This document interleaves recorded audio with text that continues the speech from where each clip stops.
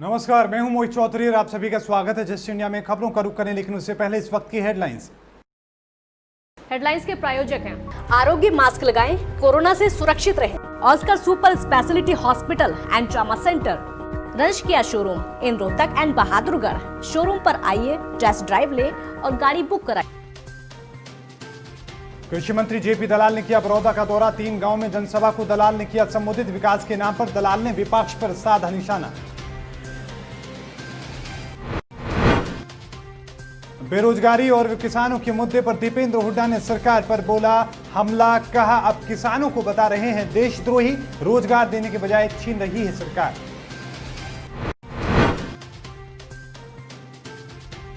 भारत में कोरोना के 55,000 से ज्यादा नए संक्रमित। हरियाणा में कोरोना के 887 नए केस। 24 घंटे में 12 लोगों की मौत।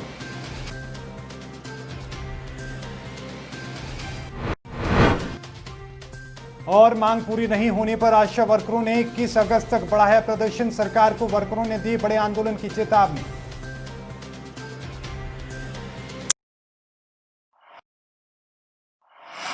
अब खबरें विस्तार से। हरियाणा के कृषि एवं किसान कल्याण मंत्री जयप्रकाश दलाल ने बड़ौदा हलके का दौरा किया। इस दौरान दलाल ने 3 गांवों में जनसभाओं को संबोधित किया। कृषि मंत्री ने सबसे पहले रूखी गांव की बीसी चौपाल में जन समस्याएं सुनी। इसके बाद भैंसवान गांव की मलिक चौपाल में आए और फिर अंत में महारा गांव की भूरावली चौपाल में जनसभाओं को संबोधित किया।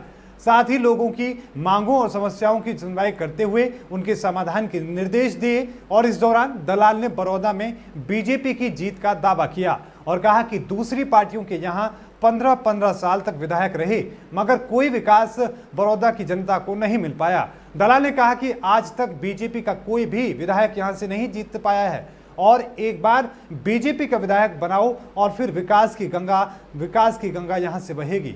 इस दौरान दलाल ने एसवाईएल को लेकर भी अपनी बात रखी है और उन्होंने कहा कि एसवाईएल का पानी हरियाणा के हक का पानी है और इसको लेकर कानूनी लड़ाई जारी है। पार्टियों को 15-15 साल उन्होंने विधायक बना के देख लिया। उससे पहले 10-15 साल और पार्टी का बना के देखा है। आज तक भारतीय जनता पार्टी का उन्होंने नहीं बनाया विधायक और यही उनको इच्छा है। मैंने कहा कि भारतीय जनता पार्टी रूपी खीर है भाई, एक बार खा के देखो, बार बार आप खाओगे। और मुझे पूरा भरोसा है कि यहाँ पहली बार बड़ौदा के अंदर अपना नुमाइंदा जो इनकी मर्जी का होगा, हल्के का होगा, उसको चुन के जबरदस्त बहुमत से कोई मुकाबला नहीं होगा यहाँ। क्योंकि हर आदमी चाहता है कि 4.25 साल सरकार के पड़े हैं, बड़ौदा का विकास से भाग क्यों रखें, बड़ौदा का भला चाहते हैं, गांव के अपने गांव का भला चाहते हैं और इसी नीति के तहत वो अपना काम कराना चाहते हैं, सरकार में हिस्सेदारी करना चाहते हैं।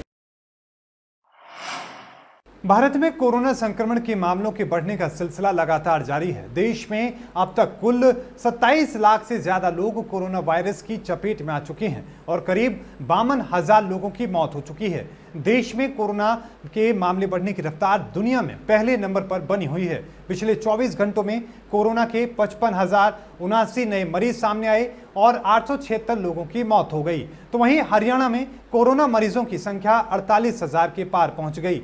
सोमवार को 887 नए मामले सामने आए। वहीं रिकॉर्ड 1009 मरीज ठीक भी हुए हैं। इसके साथ साथ 12 मरीजों की कोरोना से मौत हो गई। वहीं 150 मरीजों की हालत नाजुक बनी हुई है। इनमें 127 मरीजों की सांसें ऑक्सीजन के सहारे चल रही हैं तो 23 वेंटिलेटर पर जिंदगी और मौत की जंग लड़ रहे हैं। कांग्रेस के राज्यसभा सांसद दीपेंद्र सिंह हुड्डा ने बीजेपी जेजेपी गठबंधन की सरकार पर एक बार फिर हमला बोला है। हुड्डा ने जहां किसानों की दमदार पैरवी की है वहीं आंकड़े पेश करते हुए नौकरी से निकाले गए कर्मचारियों का हिसाब भी सरकार से मांगा है। एक सर्वे कंपनी का हवाला देते हुए कहा कि हरियाणा में बेरोजगारी बढ़ती जा रही है जबकि हुड्डा सरकार ने पूरे प्रदेश में रोजगार और किसानों के हितों को अपनी प्राथमिकताओं में रखा है। चंडीगढ़ में मीडिया कर्मियों से बातचीत के दौरान दीपेंद्र ने केंद्र सरकार के 3 अध्यादेशों को किसान विरोधी करार दिया है। उन्होंने कुरुक्षेत्र में बीजेपी की बैठक का हवाला देते हुए कहा कि यदि कोई किसान प्रदर्शन करता है और विरोध स्वरूप काले झंडे दिखाने की बात कहता है तो गठबंधन के नेता उन्हें देशद्रोही साबित करने पर तुले हैं। ये बीजेपी और जेजेपी की किसान विरोधी मानसिकता का सबसे बड़ा उदाहरण है जिसका जवाब बड़ौदा विधानसभा के उपचुनाव में सरकार को देखने को मिलेगा। दीपेंद्र ने कहा कि कांग्रेस सरकार में बीजेपी नेता अर्धनग्न होकर प्रदर्शन करते थे और अपनी सरकार आने पर किसानों को देशद्रोही बताते हैं। सरकार किसानों को न्यूनतम समर्थन मूल्य देने से पीछे हट रही है। सरकार की तरफ से आपको पता है 1983 पीटीआई को सिर्फ राजनीति के चलते उनको शिकार बनाया गया। उनको सुप्रीम कोर्ट के फैसले, जिस फैसले में उनकी मेरिट पे कोई क्वेश्चन मार्क नहीं था, ना उनकी मेरिट पे था, ना उनकी क्वालिफिकेशन पे था, ना ये क्वेश्चन मार्क था कि लिस्ट में किसी और का नाम था और किसी और को ज्वाइनिंग कराने का काम हुआ है। तकनीकी एक कारण बताते हुए सुप्रीम कोर्ट ने तकनीकी खामी उस भर्ती के अंदर निकलवाई। उस प्रक्रिया में सरकार ने राजनीतिक दृष्टिकोण अपनाते हुए आज वो पीटीआई आंदोलित है, उनको निकालने का काम किया। ये कहते हैं 60-70 हज़ार, हम कहते हैं 50 से 60 हज़ार भर्तियां इनके समय 6 वर्ष के अंदर हुई हैं और एक के बाद एक अब छटनी की तरफ सरकार चल रही है। क्रिकेटर रोहित शर्मा और पहलवान विनेश फोगाट सहित 4 खिलाड़ियों को पुरस्कार चयनित समिति ने राजीव गांधी खेल रत्न के लिए चुना है, जिसके बाद विनेश फोगाट के नाम को लेकर पूरे हरियाणा में खुशी की लहर है। आपको बता दें कि विनेश फोगाट ने न सिर्फ हरियाणा का बल्कि पूरे देश का नाम पूरी दुनिया में रोशन किया है। पहलवान विनेश फोगाट के सामने दूसरे देशों के अच्छे पहलवान भी पानी मांगते हुए देखे जा चुके हैं। पुरस्कार समिति ने टेबल टेनिस खिलाड़ी मनिका बत्रा और पहला ओलंपिक स्वर्ण पदक विजेता मरियप्पन थंगावेलू के नाम की सिफारिश भी खेल रत्न के लिए की है। पहली बार इस साल राष्ट्रीय खेल समारोह कोरोना वायरस महामारी के कारण ऑनलाइन आयोजित हो सकते हैं, जिसमें सभी विजेता अपनी अपनी जगह से 29 अगस्त को लॉगिन करेंगे। पिछले साल अनदेखी के बाद मशहूर निशानेबाज जसपाल राणा के नाम की अनुशंसा खेल मंत्रालय द्वारा गठित चयनित समिति ने इस वर्ष द्रोणाचार्य पुरस्कार के लिए की है। 13 कोचों के नाम की अनुशंसा भी की गई है। पिछले साल भारतीय राष्ट्रीय राइफल्स संघ ने राणा का नाम भेजा था, लेकिन उन्हें पुरस्कार नहीं दिया गया, जिस पर काफी विवाद हुआ था। एशियाई खेलों की स्वर्ण पदक विजेता राणा ने मनु भाकर, सौरभ चौधरी, अनीश भानावाला जैसे विश्व स्तरीय निशानेबाज तैयार किए हैं। खबरों के अनुसार राणा के अलावा hockey coach Ramesh Pathania, jute Felix और वुशु कोच कुलदीप पठानिया के नाम की भी सिफारिश की गई है। यूजीसी और सरकार ने फाइनल की परीक्षा लेने के आदेश दिए हैं, जिसका लगातार विरोध हो रहा है। अब ऐसे में रोहतक के एमडीयू के बाहर छात्रों ने प्रदर्शन किया है और गृह मंत्री अमित शाह का पुतला फूंककर प्रदेश के कुलपति और मुख्यमंत्री, प्रदेश के गृह मंत्री और स्वास्थ्य मंत्री के नाम परीक्षा नियंत्रक बीएस सिंधु और जगदीप राणा को ज्ञापन सौंपा है। अंबेडकर मिशनरीज विद्यार्थी एसोसिएशन के छात्र नेता विक्रम सिंह डुमोलिया के नेतृत्व में छात्र हितों को लेकर महर्षि दयानंद विश्वविद्यालय रोहतक के गेट नंबर 2 पर सैकड़ों छात्रों के साथ जोरदार प्रदर्शन किया गया। इस दौरान सरकार, यूजीसी, आरएसएस विरोधी नारे लगाए गए। छात्रों ने कहा कि कोरोना से देश में लगातार परेशानियां पैदा हो रही हैं। देश का पूर्व राष्ट्रपति प्रणब मुखर्जी, देश के गृह मंत्री अमित शाह वेंटिलेटर पर हैं। इसके बावजूद भी छात्रों की जान परीक्षा के नाम पर जोखिम में डाली जा रही है। यूजीसी के जारी फाइनल की परीक्षा लेने के आदेश को वापस करवाने के लिए कुलाधिपति, मुख्यमंत्री हरियाणा, स्वास्थ्य मंत्री एवं गृह मंत्री हरियाणा को गेट नंबर 2 एमडीयू यूनिवर्सिटी की परीक्षा नियंत्रक बीएस सिंधु को ज्ञापन सौंपा गया है। सभी छात्रों ने छात्रों की जान को बचाने के लिए आज विश्वविद्यालय गेट नंबर 2 के ऊपर प्रदर्शन किया है कि फाइनल के जो छात्रों की यूजीसी का आदेश है कि उनकी परीक्षा ली जाए। आज देश का गृह मंत्री वेंटिलेटर के ऊपर, आज देश का पूर्व राष्ट्रपति वेंटिलेटर के ऊपर, बड़े बड़े मंत्री एमएलए आज यानी कि इसका शिकार हो गए हैं। जब उनके पास सभी सुख सुविधाएं हैं, उसके बाद भी यानी कि वो कोरोना के शिकार हो गए, तो बच्चों की जान किस लिए जोखिम में डाल दी जा रही है। सभी बच्चों को बगैर शर्त के अगली कक्षा में प्रमोट किया जाए। यह देश का गृह मंत्री, देश का स्वास्थ्य मंत्री ये कहे कि देश के अंदर कोरोना नाम की कोई बीमारी नहीं है, हम परीक्षा देने के लिए तैयार हैं। लेकिन जब इस देश के अंदर और प्रदेश के अंदर इतनी बड़ी महामारी है, तो बच्चों की जान किस लिए जोखिम में डाली जा रही है। आज हमने बिल्कुल स्पष्ट रूप से कह दिया है, अगर परीक्षा होती है तो हम किसी भी कुर्बानी को देने से पीछे नहीं हटेंगे। हिंदी में चल रहा आशा वर्करों का धरना प्रदर्शन अब 21 अगस्त तक बढ़ गया है। आशा वर्करों ने सरकार के खिलाफ धरना प्रदर्शन करते हुए जमकर नारेबाजी की। आशा यूनियन वर्कर के अधिकारियों ने स्वास्थ्य विभाग के एडिशनल चीफ सेक्रेटरी के साथ वार्ता की, जो कि असफल रही, जिसके कारण धरना प्रदर्शन 21 अगस्त तक बढ़ा दिया गया है। आशा वर्कर ने चेतावनी देते हुए कहा कि जल्द ही मांगों को पूरा नहीं किया गया तो स्टेट कमेटी के आदेशों के अनुसार आगामी आंदोलन की रूपरेखा तैयार की जाएगी।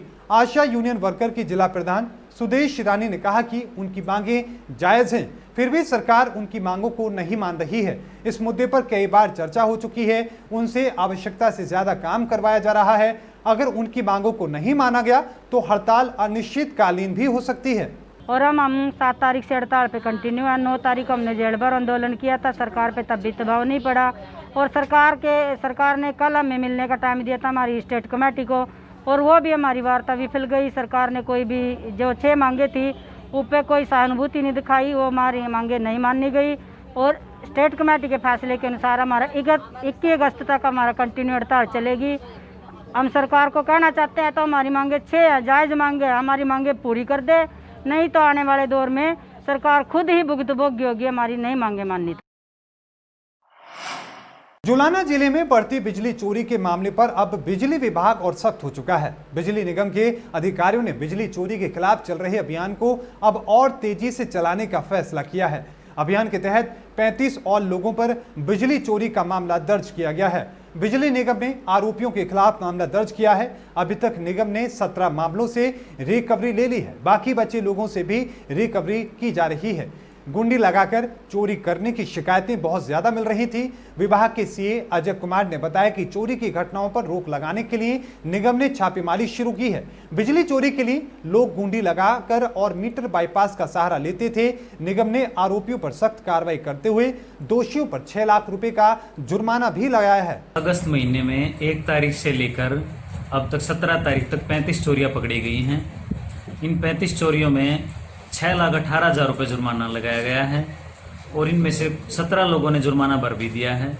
जो व्यक्ति जुर्माना नहीं भरेगा उसके खिलाफ जींद बिजली व पानी जो स्पेशल थाना बनाया हुआ है उसमें FIR दर्ज करवाई जाएगी, और जो इस जुर्माने की राशि को नहीं भरेगा उसके खिलाफ FIR दर्ज होने के पश्चात उसको जेल भी हो सकती है। अगर दूसरी बार कोई चोरी करता हुआ पकड़ाया जाएगा तो उससे कंपाउंडिंग की राशि नहीं ली जाएगी।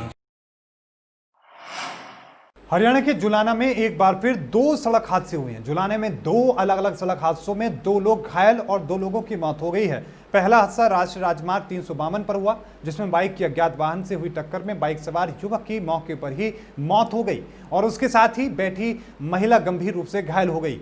घायल महिला को जुलाना के सामान्य अस्पताल में भर्ती कराया गया है, जहां उसकी हालत को गंभीर बताते हुए रोहतक PGI रेफर किया गया है। वहीं दूसरा सड़क हादसा राष्ट्रीय राजमार्ग 352 पर पाली गांव के नजदीक हुआ, जिसमें 2 गाड़ियां आपस में टकरा गई। इस हादसे में 2 लोग गंभीर रूप से घायल हो गए। घायल युवक को रोहतक PGI में रेफर किया गया, जिसमें एक युवक को डॉक्टरों ने मृत घोषित कर दिया।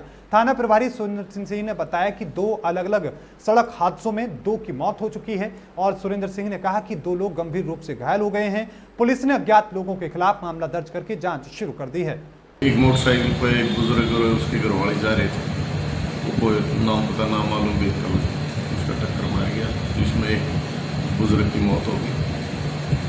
और एक पौड़ी के पास एक कार वाले का ट्रक के साथ टक्कर होने से उसमें भी एक की मौत हो गई और एक इंजर्ड है जो वो भी सीरियस है। खबरों के प्रायोजक थे Pramod trading company, tiles, sanitary ware, Ghanipura, Jhajjar road, Rohtak. Asian colour coated स्पात limited. Be Fast Fit, India's fastest growing fitness chain, now at Rohtak D Park. Corona महामारी से लड़ने के लिए आरोग्य मास्क लाया है आपके लिए सबसे आधुनिक मास्क। इसके साथ ही आपको मिलेगी आधुनिक PPE किट, वो भी बहुत ही सस्ते रेट पर। contact@arogyamask.com पर जाएं और हमसे संपर्क करें या फिर www.arogyamask.com से जुड़े। इसके साथ ही आप हमें कॉल कर सकते हैं। हमारा पता है Anand international, plot number 181, sector 25, Panipat, Haryana.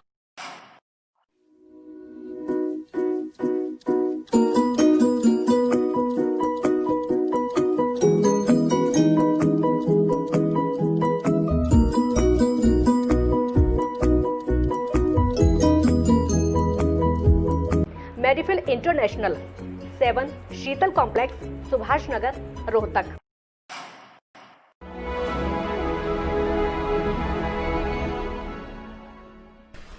चाचा, आपने नया घर बनवाया है तो घर की छत पर कौन सी शीट लगवाई है? बेटा, मैंने अपने घर की छत पर एशियन शीट लगवाई है, क्योंकि वो कभी न मिटने वाले ओरिजिनल निशान की चादरें हैं। साथ में ISI का चिन्ह, 5 साल की वारंटी के साथ साथ पैसों का सही मूल्य देने वाली वही इकलौती शीट्स हैं। क्योंकि नाम नहीं, पहचान जरूरी है। और इस बुलेटिन में अभी के लिए इतना ही। देखते रहिए जस्ट इंडिया। मुझे दीजिए इजाजत। धन्यवाद।